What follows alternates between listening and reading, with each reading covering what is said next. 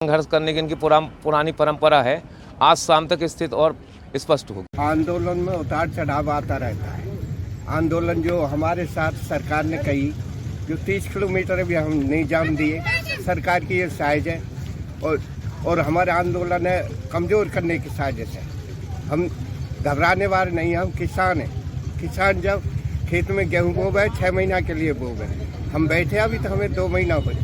हम संघर्ष करेंगे और गांव में हमारे जितने भी नेताजी वो मीटिंग कर रहे हैं, इससे को आगे कैसे चलाना है, कैसे हमें वो करना है। कहीं कहीं ऐसा लगता है आंदोलन भटक गया। जो कृषि कानूनों को रद्द कराने की मांग को ले था, MSP पर कानून बनाने की मांग को था, वो अबे जो लाल किले पर दूसरा ध्वज लहराना एक विशेष समुदाय का और पुलिस के साथ वहाँ गुंडागर्दी करना, ये तो एक साजिश है। जिसने झंडा लहराया वह जो नेता है, जो वहाँ का एक्टर है सनी देओल सांसद, उसकी ये साजिश में उसका प्रचारक भी रहा हो और अमित शाह और मोदी के साथ उसके फोटो भी देखे गए और उसने ये चाल चली। जब हमारा डाइवर्ट क्यों करे हो, जब हमें वहाँ तक जान क्यों दिए लाल किले तक, जब लाल किले पर बिना सुरक्षा के एक आदमी पर नहीं मार सके, वो पुलिस देखती रही और वह झंडा ऊपर क्यों चढ़ जाम दिया। तो इसमें ये देखने देश की साजिश है। देखो, जिस तरीके से हम पहले बता रहे थे कि ये षड्यंत्र चल रहा है, किसी भी प्रकार से सरकार किसानों को आंदोलन को ख़त्म करवाने का पूरे 2 महीने से प्रयास कर रही थी। 10 से 15 बार उन्होंने कोशिश की, वो असफल रहे। इस बार वो अपनी जो एजेंडा था उनका, उसमें वो सफल हो गए। दीप सिद्धू भारतीय जनता पार्टी का आदमी है, स्टार प्रचारक रह चुका है।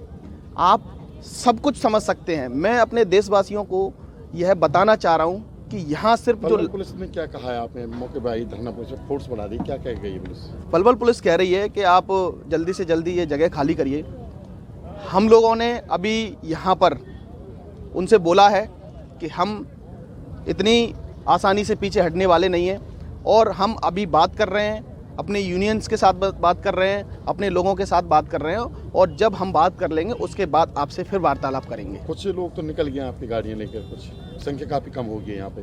जी नहीं, कुछ लोग जिनकी मतलब अब जैसे फसल में पानी लगना है, कुछ और भी कार्य होने हैं, उन कार्यों को लेकर अभी वो अपने घर गए हैं और वो फिर वापस आएंगे। खबरों में बात करेंगे अब अम्बाला की। 5 जिलों की आशा वर्कर स्वास्थ्य मंत्री के निवास के बाहर पहुंची और अपनी मांगों को लेकर शास्त्री कॉलोनी के बाहर धरने पर बैठी हुई हैं। वो कोरोना काल में 2 गुनी तनख्वाह देने का आश्वासन दिया गया था इन लोगों को, लेकिन ऐसा नहीं हुआ है। राष्ट्रीय उप सचिव सुनीता ने ये बात कही है, सरकार टाल मटोल कर रही है और वो जैसे ही अपनी मांगों को रखते हैं तो सरकार टाल मटोल का रवैया अपना रही है। हरियाणा के स्वास्थ्य मंत्री अनिल विज के निवास के बाहर आशा वर्करों ने रोष प्रदर्शन किया और सरकार विरोधी नारे भी लगाए हैं। आशा वर्करों का कहना है कि उनकी कोई नई मांग नहीं है, बल्कि सरकार उनकी मांगों को बार बार टाल रही है। आशा वर्कर यूनियन की राष्ट्रीय उप सचिव सुनीता का कहना है कि आशा वर्करों को पक्का किया जाए, उनका न्यूनतम वेतन दिया जाए और सभी सामाजिक सुरक्षा लाभ भी दिए जाए। उनका कहना है कि एक्टिविटी का काटा गया 50% वेतन तुरंत लागू किया जाए और कोविड-19 में काम कर रही आशा वर्करों को जोखिम भत्ते के तौर पर 4,000 रुपए भी दिए जाए। उनका कहना है कि उन्हें 1,000 रुपए प्रोत्साहन राशि का 50% अलग से दिया जाए। उन्होंने ये भी कहा कि गंभीर रूप से बीमार और दुर्घटना के शिकार आशाओं को सरकार के पैनल अस्पतालों में इलाज की सुविधा भी उपलब्ध कराई जाए। ग्राम स्तरीय आशाओं को स्थायी कर्मचारी बनाया जाए और जब तक पक्का कर्मचारी नहीं बनाया जाता तब तक हरियाणा सरकार का न्यूनतम वेतन उन्हें दिया जाए। उन्होंने कहा कि इसके साथ ही महंगाई भत्ते भी इसमें जोड़े जाएं और SIPF की भी सुविधा देने के साथ साथ हेल्थ वर्कर का दर्जा भी दिया जाए। आशा वर्करों का कहना है कि 2018 के नोटिफिकेशन के सभी फैसलों को तुरंत लागू किया जाए और 10वीं से कम पड़ी हुई किसी भी आशा की छटनी ना की जाए और उनकी रिटायर भेंट की उम्र भी 65 साल की जाए। आशा वर्कर की प्रधान अंजू वर्मा ने स्वास्थ्य मंत्री अनिल विज से मिलकर अपनी सारी मांगों को विस्तार से रखा, जिस पर मंत्री महोदय ने उन्हें 15 दिन बाद आने का आश्वासन दिया और कहा कि वे उनकी इन मांगों को भी शांतिपूर्ण विचार करके बताएंगे। मैं आशा वर्कर यूनियन की राज्य सचिव हूँ। हमारी कोई नई मांग नहीं है। हम लगातार 7 अगस्त से आंदोलन कर रहे हैं। कोरोना काल में आशा वर्कर्स ने फ्रंटलाइन वर्कर बनकर के काम किया है। हरियाणा सरकार के द्वारा घोषणा की गई थी कि कोरोना में जो भी काम कर रहे हैं उन सब को डबल वेतन दिया जाएगा। ना तो सरकार ने आशाओं को कोई डबल वेतन दिया और 2018 में हरियाणा सरकार ने हमारी कुछ बढ़ोतरी की थी। उस बढ़ोतरी के साथ हरियाणा सरकार ने केंद्र सरकार द्वारा दी जाने वाली राशि में कटौती कर दी। हमें कुछ वेतन हरियाणा सरकार देती है और कुछ केंद्र सरकार देती है। केंद्र सरकार द्वारा दी जाने वाली राशि में कटौती की एक हमारी ये मांग है कि उस कटौती को तुरंत बहाल किया जाए।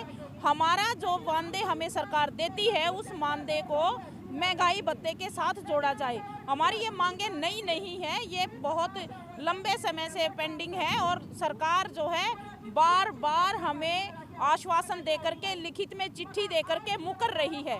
स्वास्थ्य मंत्री जी ने भी हमें 2 बार मिलने का टाइम दिया, लेकिन वो बीमार हो गए।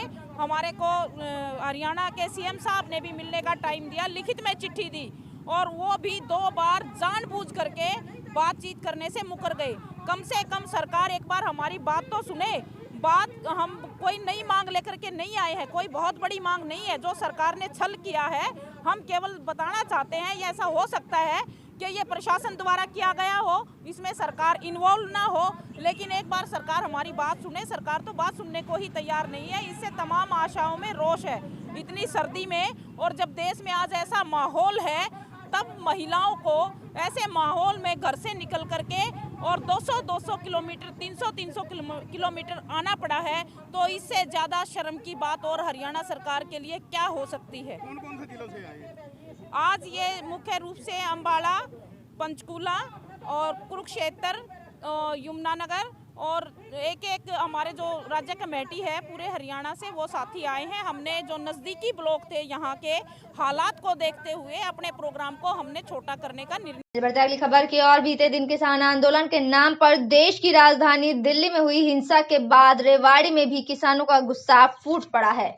डूंगरवास सहित करीब 20 गांव के ग्रामीणों ने पंचायत कर दिल्ली जयपुर संख्या 48 स्थित मसानी बैराज पर पिछले करीब 1.5 महीने से बैठे आंदोलनकारियों को वहां पहुंचे और अल्टीमेटम दिया कि या तो वे हाईवे खाली कर दे, अन्यथा ग्रामीण चुप नहीं बैठेंगे। 20 गांव के ये ग्रामीण प्रदर्शन करते हुए दिल्ली जयपुर हाईवे स्थित मसानी बैराज पहुंचे और जोरदार विरोध प्रदर्शन किया।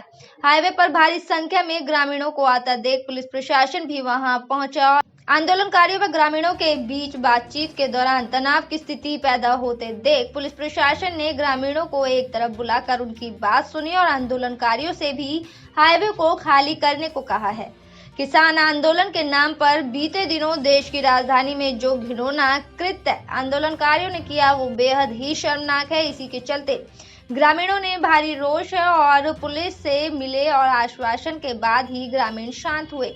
उन्होंने कहा कि अगर हाईवे खाली नहीं हुआ तो वो आगे की रणनीति तय करेंगे। वहीं इसे लेकर पुलिस अधिकारियों का कहना है कि उन्होंने आंदोलनकारियों से बातचीत कर ली है और उन्हें समझा दिया है कि अगर वे यहां से निकलना चाहते हैं तो वो अपने घर चले जाएं। जो रेवाड़ी जिले के कुछ जो सरपंचीज हैं वो आए थे और उनको आपत्ति है कि जो ये किसान हाईवे को जाम करके बैठे हुए हैं और उस संबंध में दोनों पक्षों की एक बैठक हुई है और प्रशासन ने भी उसमें एक सॉल्यूशन सुझाया है कि अगर आप दिल्ली जाना चाहते हैं तो NH-71 के माध्यम से सिंगू या टिकरी बॉर्डर आपको पहुंचाया जा सकता है। जैसा कि देखा गया ग्रामीणों में काफ़ी गुस्सा था, वो परेशान है इस बात को लेकर, लंबा समय हो गया है यहाँ। क्या लगता है अभी जो बातचीत हुई?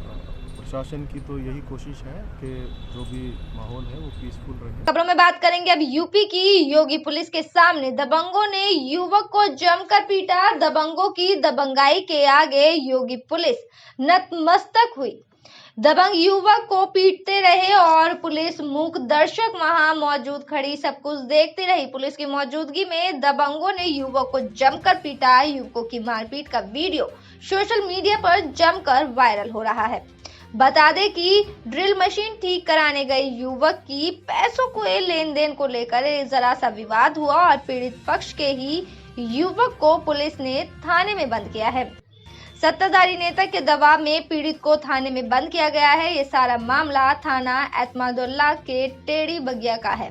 चलिए खबरों में बात करेंगे अब झज्जर की। झज्जर के नागरिक अस्पताल में चिकित्सक टीम की बड़ी लापरवाही सामने आई है। टीम की लापरवाही का खामियाजा एक दंपत्ति को भुगतना पड़ा, जिसके कारण टीम की ये लापरवाही सामने आई। लापरवाही से डिलीवरी के दौरान ही बच्चे की मौत हो गई। परिजनों ने संबंधित चिकित्सक पर लापरवाही बरतने का आरोप लगाया है। परिजनों का कहना है कि यदि प्रसव के दौरान चिकित्सक टीम लापरवाही न बरतती तो नवजात की जान बच सकती थी। जानकारी के अनुसार झज्जर के नागरिक अस्पताल में बीती देर रात रोहतक जिले के गांव में एक गर्भवती महिला सरिता पत्नी ललित को प्रसव का दर्द उठने के चलते उसे झज्जर निवासी परिजनों ने स्थानीय नागरिक अस्पताल में देर रात भर्ती कराया। आधी रात को ड्यूटी पर तैनात महिला चिकित्सक ने डिलीवरी के दौरान जब मामला बिगड़ते देखा तो वो डिलीवरी बीच में ही छोड़कर वहां से चली गई।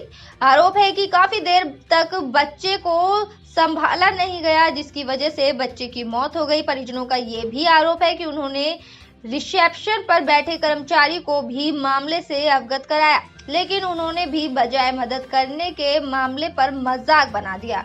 उधर मामले की सूचना जब पुलिस को दी गई तो पुलिस मौके पर पहुंची और मामले की जानकारी हासिल की। बाद में सीएम डॉक्टर संजय दहिया भी मौके पर पहुंचे और उन्होंने इस मामले में स्टाफ की क्लास लगाते हुए मामले की पूरी जानकारी ली।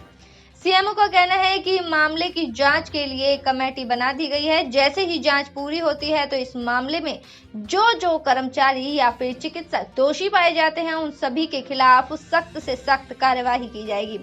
उधर चिकित्सक टीम की लापरवाही के चलते मौत का ग्रास बने नवजात के शव का पोस्टमार्टम कराए जाने के बाद शव परिजनों को सौंप दिया गया है। थी तो उनको पहले ही उसको पीजीआई के लिए रेफर कर देना चाहिए था।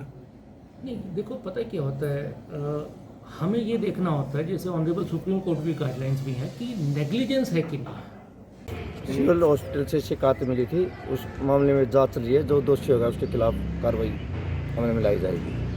क्या शिकायत मिली थी वैसे? खबरों में बात करेंगे अब कैथल की। कैथल के साकर गांव के पास 7 दिन पहले हुई हत्या के मामले में सीआईए पुलिस ने 3 आरोपियों को गिरफ्तार किया है और मामले का खुलासा करते हुए डीएसपी रविंद्र सांगवान ने बताया कि प्रॉपर्टी विवाद के चलते एक भाई ने सुपारी देकर अपने ही भाई की हत्या करवाई। गौरतलब है कि 21 जनवरी को ठाण पुलिस ने करनाल रोड साकर के पास अज्ञात व्यक्ति की लाश बरामद करते हुए मुकदमा दर्ज किया था, जिसकी पहचान धौला कुआ ब्रास निवासी जयपाल के तौर पर हुई थी, जिसमें उसने ताई के लड़के समेत 5 पर आरोप लगाए थे। लेकिन सीआईए पुलिस की जांच में शिकायत करता ही वारदात का असली मास्टरमाइंड निकला। जांच के दौरान मृतक की पत्नी उषा रानी ने शिकायतकर्ता शीशपाल पर शक जाहिर किया। गहनता से पूछताछ के दौरान आरोपी शीशपाल ने कबूल किया कि उसने अपने भाई जयपाल की हत्या के लिए 35,000 रुपए दिए थे। एक डेड बॉडी साकरा और कोड़ के बीच में पड़ी है एक अननोन व्यक्ति के खिलाफ। तो मौके पर एसएचओ पहुंचा, मैं भी पहुंचा, सीआईए की टीम भी, सीआईए 2 एफएसएल की टीम में बुलाई। तो उसकी हमने शनाख्त करी तो जयपाल था, ब्रास गांव निसिंग का रहने वाला। उसके वहाँ परिवार भी आ गया। तो उस पर हमने रीजन पता कराया तो उसका एफआईआर कर ली 302 की। और अभी तफ्तीश में यही सामने आया है। इनका आपस में इसके भाई ने पर्चा दर्ज कराया था, ये शिशपाल था। इनका कुछ प्रॉपर्टी का मैटर था, नया घर पुराना घर बनाने का। नए घर में ये खुद चला गया था, इसकी शादी हुई थी तो पुराने घर में इसका बड़ा भाई रह गया था। ये प्रॉपर्टी का मैटर था। तो इसका भाई इससे खुश नहीं था भाई, इसने ये नए घर पे कब्जा कर लिया इसने, जयपाल ने। तो उसके बाद इसका भाई तंग हो गया। इसने अपने दोस्त के साथ स्कीम मिलाई अक्षय 2-3 महीने पहले। अब भाई इसने तो यार मेरे को बहुत तंग कर दिया। ये अक्षय भी। मेरे साथ खबरों में फिलहाल इतना ही। आप बने रहिए बीवीएम न्यूज के साथ। फिलहाल मुझे दीजिए इजाजत। नमस्कार।